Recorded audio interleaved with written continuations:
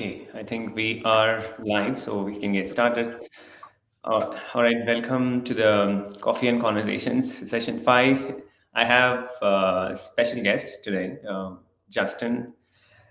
Justin, I mean, today's topic is about operational excellence. So I thought Justin, no other than Justin can do the justice to this topic. Justin has been is an operational excellence expert, and he has extensive experience in heading a large team, and he brings a wealth of experience in the banking and financial domain, and running large teams to actually help the organizations build their operational excellence and efficiency to improve the business agility.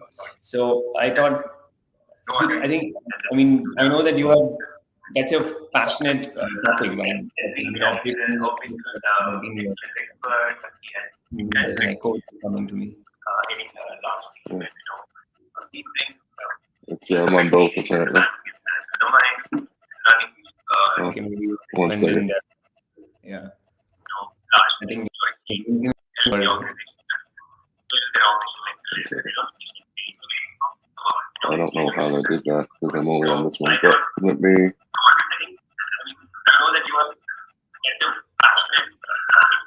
Okay. I think you should come out of the LinkedIn, I guess, Yeah.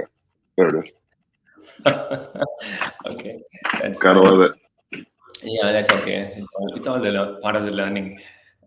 Yeah. Okay, great. So Justin is I've worked with Justin, and there's a lot of learning which I have, at least I've learned a lot working with him, and especially on the operational excellence, or trying to bring efficiency in terms of how to have analytics and operations work together, right? So I think he has. I mean, you've done your masters in operations excellence, operations management, and Mhm. bachelor's in administration, and you have probably run large teams for different like the city or First Citizen Bank, and right now in Wells Fargo, helping them get through the operational efficiency and probably implementing lean. I think you are a Six Sigma Yeah. Black Belt certified person, Yeah. and yeah, I think a lot to talk about you. I think I'll let you do the honors by giving a brief of your experience. So yeah, and definitely looking forward for this conversation. So I thank you so much for coming on this session, and it's going to be very interesting, especially this topic. Change management and operations is very close to me, so I think I'll want to learn a lot through this conversation. And I just I appreciate the invitation and the opportunity. I know we always have a really good time every time we, are in each other's presence. So I feel honored just to be invited to the show today and to share my perspective and my experience in the operational excellence realm. So Thank you, uh, Justin. Yeah, no, I think let's start with this question, right? Because which is, I know the lot many people understand in terms of what is operational excellence. I think the question comes in, there's more of a descriptive or probably very detailed explanation they try to give, but probably if you have to break down, or very short understanding of what is operational excellence for you, right? Maybe I want to hear from you. We'll start from there. sure.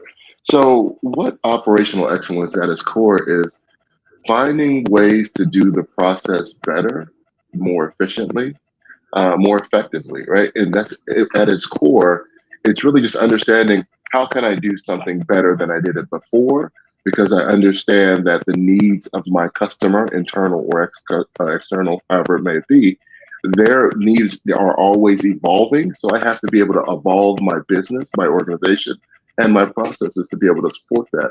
So that's what if I were to just in my elevator speech on operational excellence, that's what I would say it was. Okay, excellent. That's very short and sweet way of putting Yeah. together. I think this Kevin J. Tuggan, right? Kevin is more of a leader in the operational excellence industry, and he's written a lot of books. So at least the statement is very, very. I think I've noted it down, right? So he says that um, each and every employee can see the lean flow of value to the customer and fix that flow before it breaks down. So which is Yeah. very powerful sentence he talks about. How do we be more proactive, and then Yeah. try to fix something which we know that it's going to break in future, or probably that's the excellence part we're talking about, right? Yeah, I Yep. think the right way you put it too. Yeah. um Go ahead, sorry, you were saying I something. was going to say I would also add from the lean perspective specifically, because there are tons of process improvement methodologies, Lean Six Sigma, DQM, or TQM, excuse me. There's a litany of different methodologies, but they all kind of have that same feel, right, when you think about it. But when you think about Lean, the primary drivers, the primary objectives of Lean are two things: continuous flow. How do I create a process where I can never stop the flow of work, and reduction of variation, excuse me, the reduction of waste within a process, right? So, like you're saying, things that we shouldn't be doing throughout the process, how do we take those things out? And I think from an organizational perspective, a lot of people say that when they're in the process, or in the Gemba, as it's referred to in the methodology, but when they're in that process, they say, man, I wish we didn't have to do this specific step, or why do we do this when we have to go back and fix it downstream? So those are waste within the process, and there's 8 primary forms of waste, that are identified within the process. But those are the key things, the tenets, the principles that are driving the methodology around lean, and its objectives throughout an organization. But one of the things I also like to focus in on as well is creating a culture, and I think you hit on this, creating a culture of process improvement where everyone throughout an organization feels empowered, right, to raise their hand, like in the Toyota quality, the Toyota management style of raising the card, right, to say, hey, something's not right here, we need to fix it, right? So that's one of the things I really do enjoy about the methodology. They do have the belt systems in Six Sigma, but within Lean, everyone, right, can be a continuous improvement leader, and it doesn't matter what belt you are or what have you. Everyone can contribute to the whole, and creating a culture where that is at its nucleus is a successful organization. Yep. No, you're true. I mean, absolutely spot on, right? Especially saying the culture part of it, right? I think it's not just one person's job, or probably not just from training. You can actually achieve the efficiency or excellence in terms of how you do things, right? It has to be coming from within, right? It should be a culture.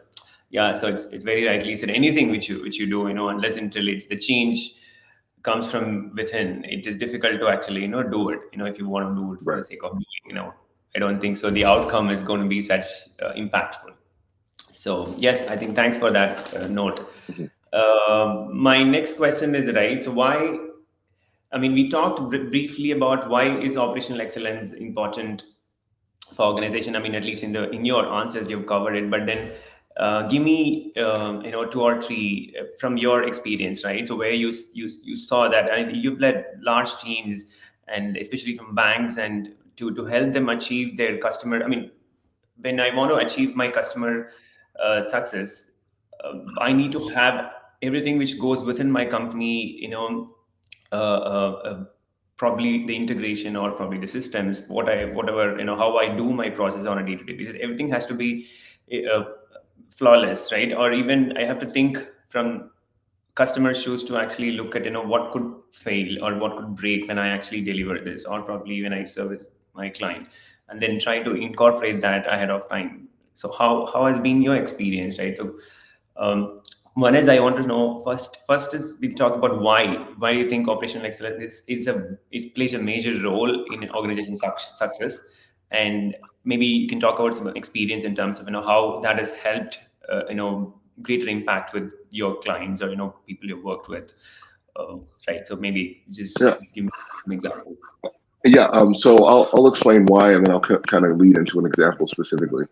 So when you think about value, right? Um, Value is perceived in the eyes of the customer, right? And if any organization is building processes or products or services that doesn't focus on that tenant, they're destined to fail, right? And so the thing that, and I'll stay specifically on Lean because it and design thinking methodologies really focus on the customer centricity associated with a product development or a process optimization.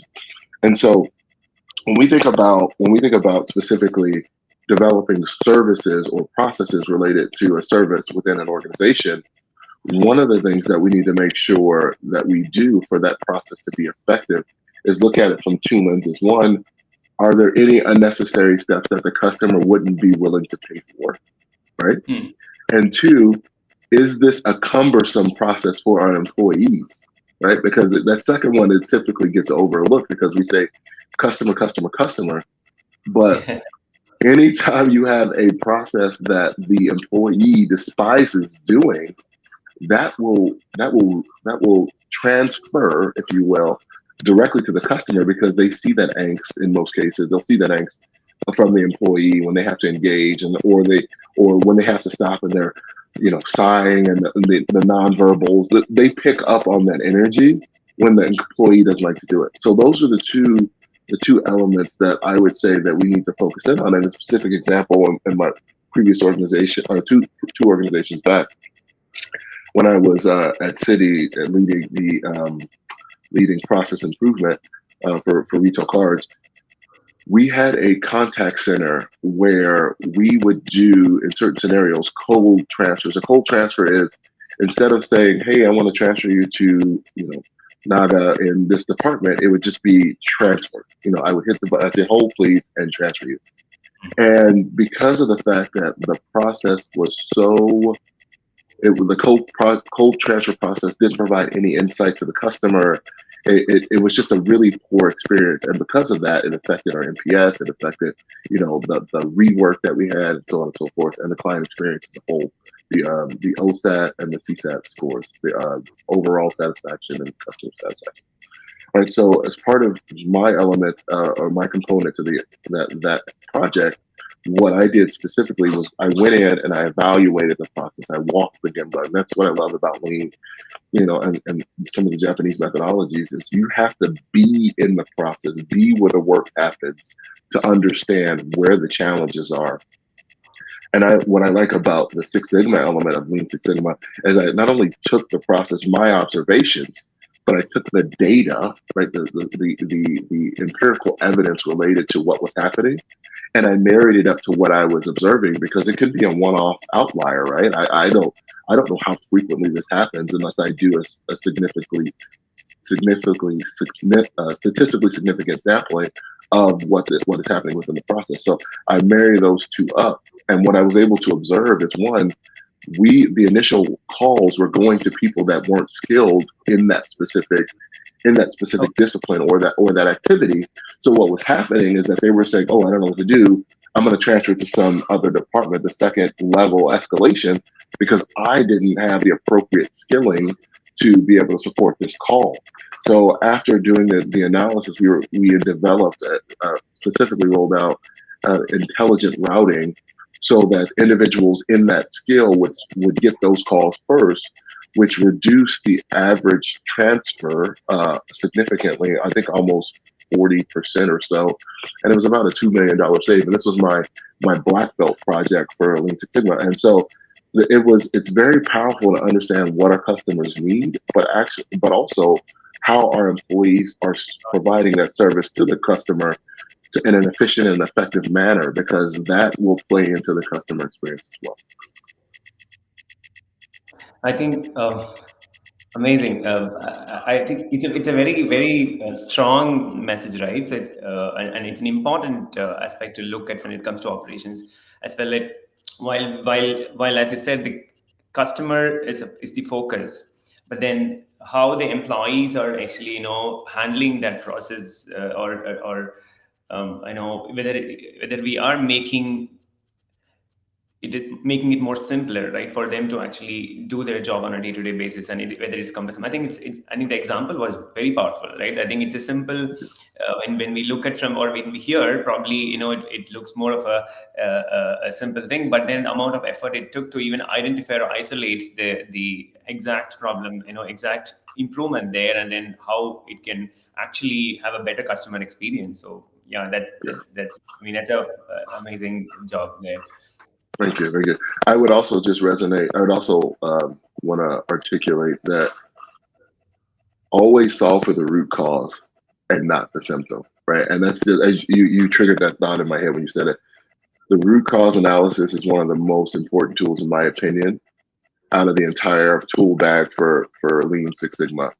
If you're not truly solving the root to what's driving it, it's just going to show up in another place, another, like just the theory of constraints. It'll show up as another constraint somewhere else, right? So always solve for the root.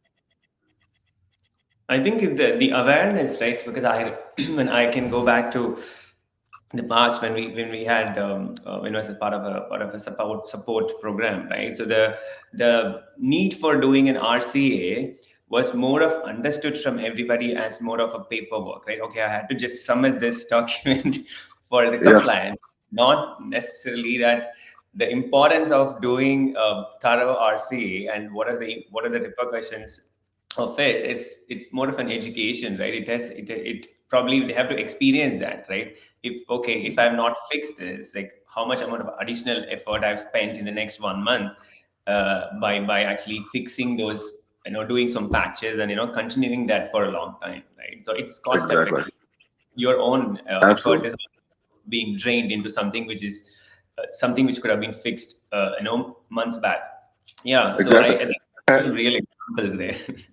yeah, and people don't realize resources, and the primary resources that everyone has is time and people, right? Time, people, and money, and they're finite within every organization. So why not have very focused, targeted, approaches to improving our process? And that's what RCAs allow us to do, is leverage the data to show us exactly where we should focus our limited resources to improve our processes with the biggest bang for the buck, right? And so that's why I within every team that I've been a part of, I've made sure to reinforce in our culture that we will always do some form of a root cause analysis, or RCA, and that will be the driver for whatever decisions that we make, and that's the value that the process engineering teams bring, or process improvement teams bring to the organization. We are experts in that methodology of finding or analyzing, finding, conducting root cause analysis, and developing solutions with the process improvement methodologies in mind to remediate those gaps or broken processes or what have you. Yeah. I think when you say I recollect this, right? We all have we all have studied, or probably in the process of our experience, we've five whys or probably fishbone, but the application of it is really not there. When it comes to solving real life problems, when we actually facing it, because nobody really take a step back and thinks and say, hey, can I apply this? It's a simple way to actually question, like, hey, why, Why? but I I go, think, yeah, why? yeah, it's funny. It's funny. I think we're going to talk about it a little bit later, but people don't realize how intuitive Lean is. People do 5 whys on a daily basis, but they just don't know it as a 5 why RCA, tool. They just say, well, so for example, my car stopped running. Well, why did my car stop running? Oh, well, I was driving and it shut off. Well, why did it shut off? Well, I looked down and the gas gauge is empty. Well, why is the gas gauge? Oh, I forgot to fill it up with gas last week, right? So people are doing 5 whys, but it's just that the nomenclature that we use, and that's the power that we have with process improvement methodology. We have a standard nomenclature that, as we work with our business partners, they pick it up and they can zero in on. Oh, I know what you're talking about, because it's not just the I ran out of gas, example. It's a 5 why root cause analysis. Yeah, really, I agree to that. I think that actually gives headway to my next question, right? So I, from my experience, right, I think, I mean, you can talk from definitely heading the operations and operations management team across different banks, because that's, especially when it comes to banking, is very important domain, or especially, from a customer standpoint, all your whatever you spend your transactions, so your day to day, you put your money in your bank, and probably, be it this person who is running the business, or a retail customer, so it can be anybody for that matter, but bank plays a vital role in terms of especially banking, or the industry plays a vital role, for the economy. Mhm. So, I mean, you would have much more really impactful experience. But I have seen from my experience of working with multiple customers or within the organizations, right? The operations, or the operations management as a topic, or probably as a function, takes always a backseat, right? So when it comes to operations, you think that, hey, it's all operations work. This is brushed away, saying, hey, it's just operations. But the amount of importance which it has in an organizational success is something which people realize only when they actually have a real problem, right? So I think, why do you think this perception across? I'm not sure how it's changed. Have you seen that the change in the last 5 6 years, or probably with all this AI and invasion of analytics, and right now Gen AI, I think a lot of importance are given to more of, how do we but I mean, you can call it automation, industrialization, or it can do it, but then still it all comes under the operational excellence. How do you run your business effectively? So yeah, I've seen this pattern. I mean, I've seen it in front of my eyes. People talk about it, very very. I mean, I'm not saying mean, but I think they don't really give importance to operations as a function. You're spot on. So I've been in process improvement over 2 decades, and I've been in financial services for probably a little bit over half of that time. And you're spot on. It's the primary focus, and I understand the perception, right? The primary focus is around the sales and the front office folks, those that engage and bring business and bring revenue into the business, right? And I understand without that element of it, you can't be successful. It's a fact.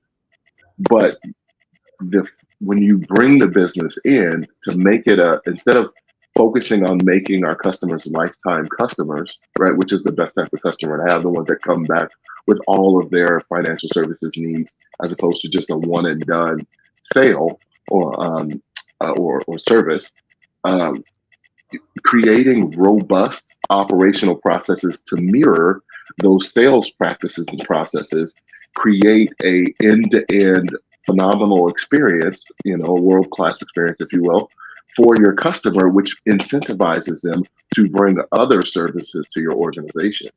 But in the past, the focus has just been, hey, bring in more customers, bring in more clients, right? Bring in more businesses, and we'll figure ops can handle the rest, or operations can handle the rest. They'll figure it out, right? And Right. so where the disconnect is operations needs to be in the loop, right? We need to look at it from an end-to-end process perspective, or end-to-end customer journey, on what we want that to be like for our customers, and how the operations groups deliver that service to our customers, onboard them to our systems, provide that, send them their statements, or whatever the service may be, so that excellent experience doesn't just stop at the front office, or the sales component, client interaction component. It goes all the way through the life cycle of delivering that value or service to the respective customer. But I do agree with you. There is a misnomer that, oh, it's just ops. We could just put more people on it, or what have you, or we can leverage AI to do it. But really, you're leveraging AI and automations like RPA and workflows and things to enable those operations employees to focus in on the portions of the work that are repetitive and mundane, but more so cognitive, and require sometimes they need to interact with the customer. So that's where you want to focus your operations folks on, not the copy paste, right? Because that's just an inefficiency in the process. You want them to be able to provide that extra level of white glove service to the customers, just like they were getting on the front end. And we need to make sure that they marry those experiences up and look at those processes from not only a front office sales client facing perspective, but also an operations delivery of said service perspective. So that experience can be that world class white glove, yeah, I'm a lifetime customer now type experience. Yeah, absolutely. I think I like that. I think it's a funny quote, right? Where everybody talks about that's a very very abused term, like world class. I give best class experience, Yeah. but how do you achieve it when you don't have the basic, the when you say the customer journey is not completely understood? Probably it's operations is an important part of the journey. So yes, I think you're spot on in terms of mentioning that the journey is important, right? The path we take to achieve the customer success, so which is really important.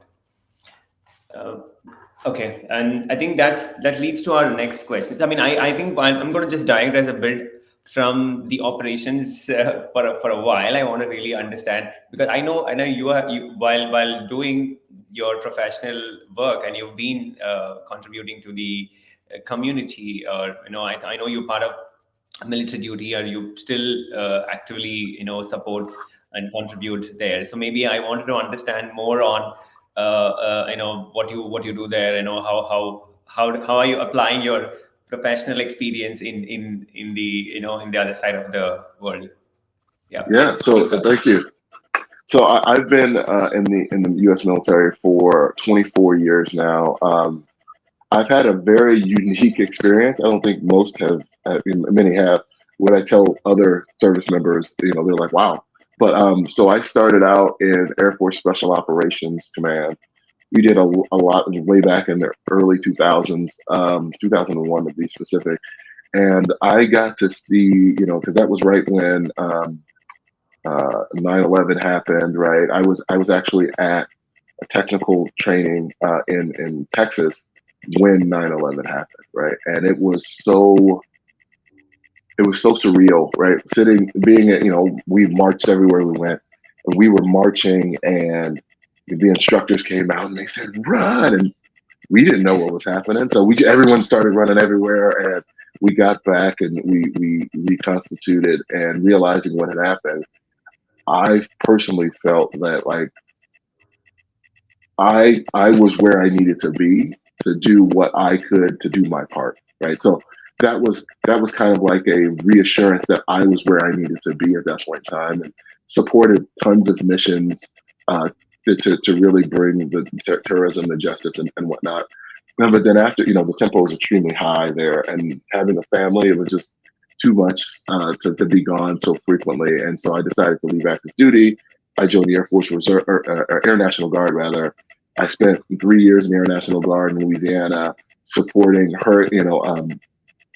efforts around hurricane shelter duty, Hurricane Ike, some of the major storms that hit the area. I was activated to go in along with others that were in my unit. Were activated to really travel down to Louisiana and provide security and help shelter these folks that were displaced from the hurricane, and to be able to help people when they're at their lowest. I think that's our responsibility for those who can do it. And that's why I even though, I continue to serve in the reserve or National Guard capacity until this day, right? And so I went from that. I actually transferred over a little bit to the Army, because I just wanted to. When I love the tempo and the drive and all that good stuff related to that. Then I moved into civil engineering back in the Air Force where I got my commission. But just before that, I was I was sent on a trip to do humanitarian missions to build schools and clinics in South America. And I'm like, not only the military pays you to work out, but I also get paid to help people, in their day to day lives on things they may not have ever received, had we not gone and done that stuff. So I believe giving back to the local as well as the world at large is a passion of mine. I feel like I brought that into the corporate sector, like doing volunteer events every time I get my leadership teams together, no matter which organization I've been a part of, every time we do a strategic planning session, what we incorporate is some type of community involvement, some type of community event that we do as part of that as our team building effort. And it's always something that I feel that is a responsibility to do in that situation. I think I know I've seen a lot of contributions. I know you bring the whole. I mean, at least with corporate. I mean, your friends who are part of the activities also to contribute to. You have seen a lot of your initiatives on that front. I mean, it requires a dedication. So I know definitely kudos and salute you or for. Giving back to the community and helping the poor. I think, as you said, I think there is a very good. I mean, I picked up that phrase of yours, right, which resonates and is very touching as well, right? When you are actually able to help somebody when they are at their low, right? When you see them, so there's nothing fulfilling than that, right? It's not to say that they are low and you are in that position to help, but how many people go out and actually do something which is beyond Exactly.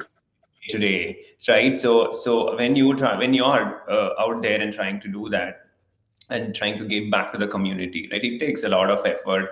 It's not easy. We can also sit back and relax at leisure when you have time, but then something which it's more drive. It's a soul searching exercise, or something is It driven is. from inside, right? So I can relate to it, but and definitely there is something in Japanese called ikigai, right? So which I think you would have heard. Where what is your purpose in life? Like what for you're living? I mean, there are people, the centenarians, who do even at 104 and 100, and there are people who live for 100 years, and Wow. every day they do something. Every day they just get up and sit idle and then watch TV, or they don't waste their time. I mean, they are active the whole time, Yeah. and that's why they are centenarians. So yes, I think I mean, kudos to you. I mean, I have wished many more years of contributions from you, and probably Thank you. maybe I'll try to join you hands in wherever possible if there is an opportunity, right? Absolutely. Absolutely. I think good to know you are. I mean, I know that a lot of times we do things, but it's good to talk about it. I mean, share your perspective, and it could be an inspiration for somebody else to continue the contribution. Maybe they are part of it, but probably they're not full time, or probably they think that, okay, how do I do it, right? So Yeah.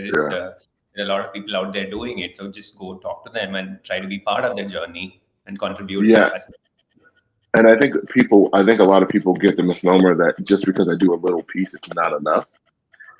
Every contribution helps, right? It's an aggregated effect that it has, that each individual, if they do just a little bit, it'll add to the whole and it'll make a difference. So, like one of the things that I really like to do, my wife actually started this, is during the winter months, what we like to do is create little hygiene kits for the homeless, and we'll go out and we'll distribute those because I mean, it's something you wouldn't even think to do, but you know, creating a little hygiene kit, it doesn't cost a whole lot. It doesn't take a whole lot of time to pull together, but it can really make an impact in someone's life that has nothing or was seeking that out, right? And so just every little bit helps, and it's not always revolving around giving a dollar, but I mean, you can do that, but if you can do something that will help them to sustain, give them a pair of socks and pair of shoes, a blanket, whatever you can do to help makes a difference to that person. You may have changed that person's life for the rest of their life, and you don't know it because you think it's something small, but it could be something extremely yeah. significant that they prayed for days. That you're answering that call. So give what you can. It would be the thing I would leave that the note I would leave that on. No, very true. I mean, uh, that's amazing work when you and your wife, what you're trying to do, right? I mean, any small step, right? It's not needed to be expensive and something big, and you don't even have to keep marketing about it, but then keep Right. doing as much as you are able to contribute, right? So yeah, it's important in whatever means. It's not necessarily only monetary, but it can be any means. You physically there to support somebody and help them. Yeah. Thank you so much for sharing that. Really inspiring. And I think the next, well, I'm switching our gear back to the operational excellence, right? I know you've shared a few examples during our previous discussions, but then any challenging experience you've had through your journey in the world of operations, and I think especially being in the financial industry, right? So any challenging experience you want to share, and how did you overcome that and still delivered. See, everybody goes through the ups and downs, but it's not always the other side is green. So but there would be something which may not be as we expected the outcome to be, but then still we are able to get past that and deliver without impact to customer, right? So any such experiences, and which you want to talk about. Yeah, so I'll talk about the two challenges that every process engineer faces. Right. I don't care if you've been doing it for 40 years or you've been doing it for 4 minutes. It's the same challenge that everyone faces. The first one is getting buy-in from organizations that don't necessarily believe in process improvement. Right.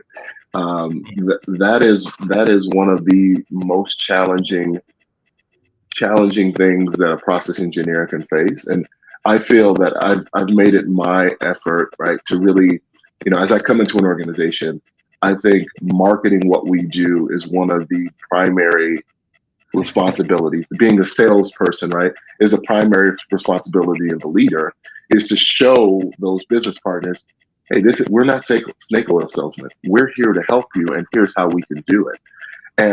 But overcoming that is one of the biggest challenges I think any process engineer will face. But once you get over that hurdle, right? I think it's kind of like you show the value. People say, okay, it is tangible. It's not all sales tactics and whatnot. And I think the second one is really, after we come in and we do all our discovery work, our process analysis, our root cause analysis, our future state design and whatnot.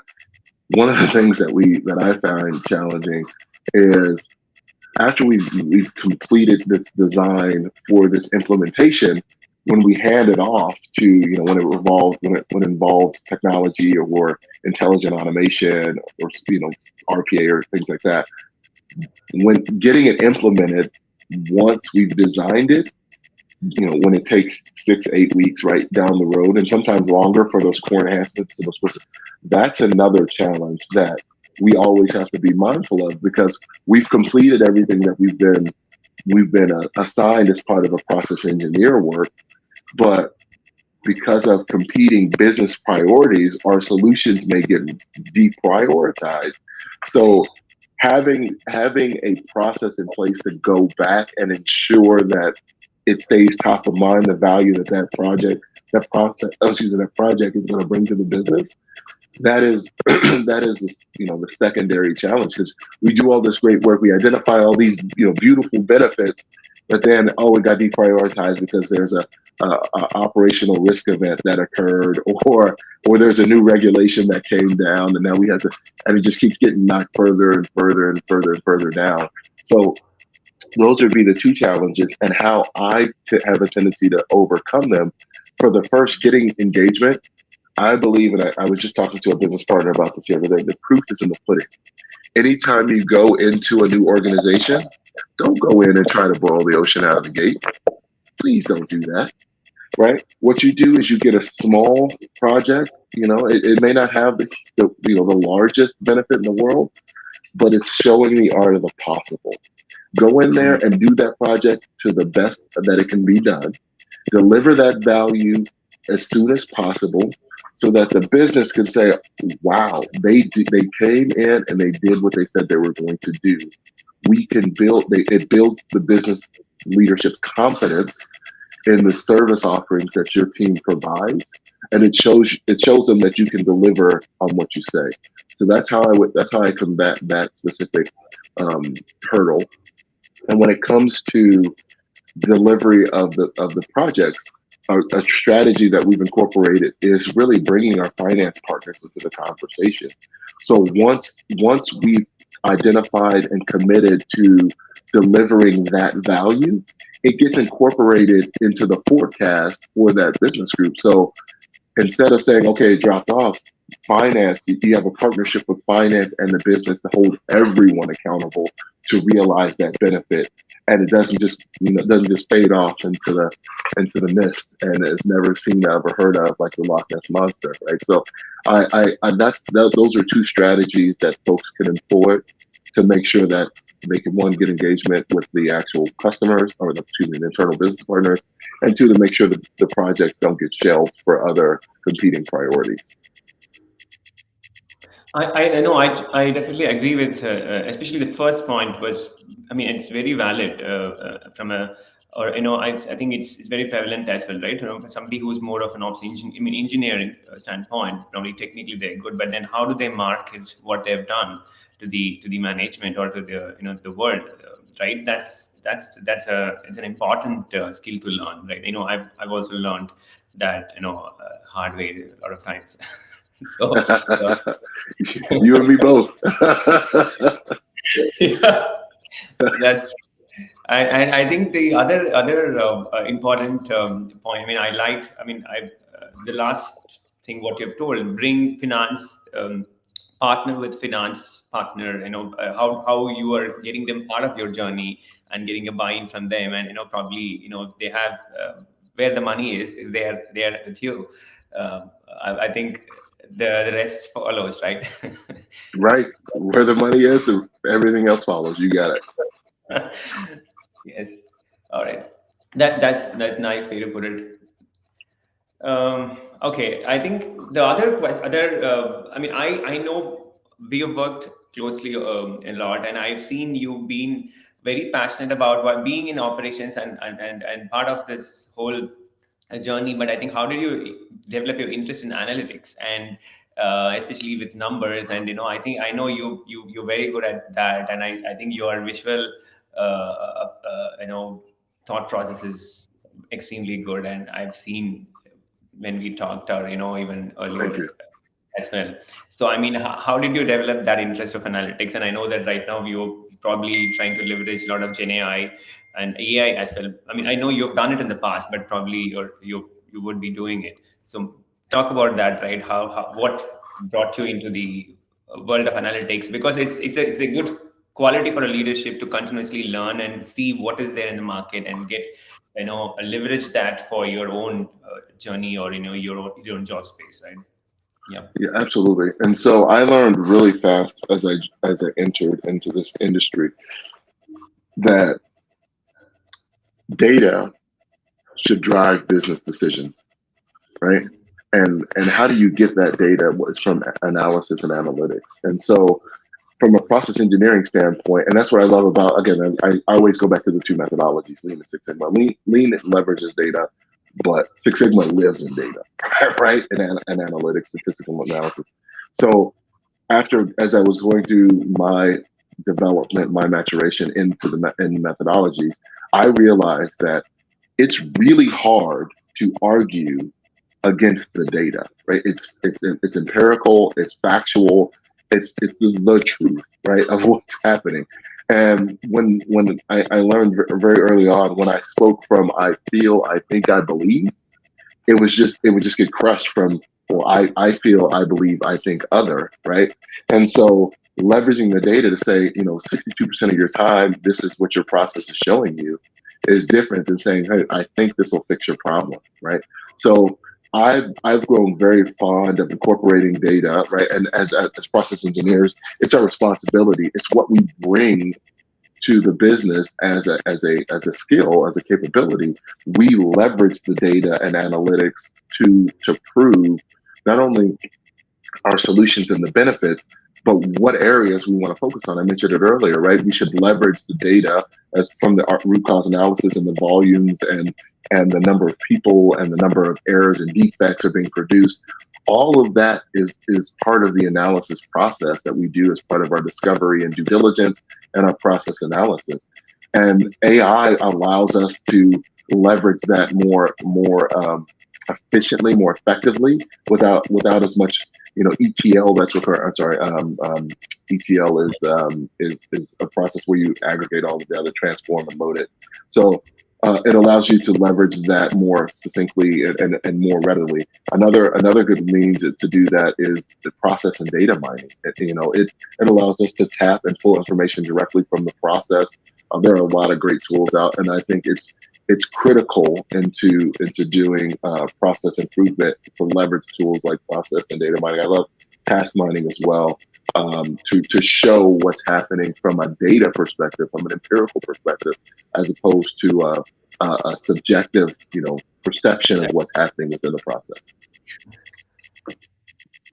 Wonderful. I think your understanding of analytics and how to leverage data is commendable. I mean, I know it because people miss out on that fact, but I think it's changing for the last, I would say, 8 to 10 years. I see that a lot of people are moving towards more of data driven decisions because it's all fact based, right? So I think I recently was one of the presentations I was part of. I think our data science led changed the narrative, right? So she was saying that we used to say, I mean, data was the new data as a new oil. So I know all that. Well, now that data is dynamite. So it was a very interesting way to put it, but yeah, I think the data is the new dynamite, or whatever you want to call it, right? It's you can't live without that. In the world of ChatGPT and Gen AI, I think it's a lot of data is being utilized to actually help do our job better. So when there is fact and it's quantitative way approach to anything, nobody can argue, right? So I Right, feel like right, or they have less traction when they do argue. You can still get folks that will argue. Yeah. Good. I think with all that, I think we're coming to the last. I have the last question too. I think we touched a bit through analytics, but then to be very precise, that operational excellence, in the age of AI, brief your perspective, right? In especially with Gen AI, and I know that I read a recent article, the top trends in the operational excellence field. It's, I think one is the generative AI, intelligent automation, or sustainability. I think we've not talked about sustainability because sustainability goals is actually driven through the operational excellence. For a company, from an organization, if you look at ESG metrics as well, a lot of things are actually trying to do things better what you've been doing earlier. So it's all part of the efficiency, right? So I think those are the trends which I saw. But from your perspective, right, how operational excellence is going to evolve in the age of AI, or how do you see that happening?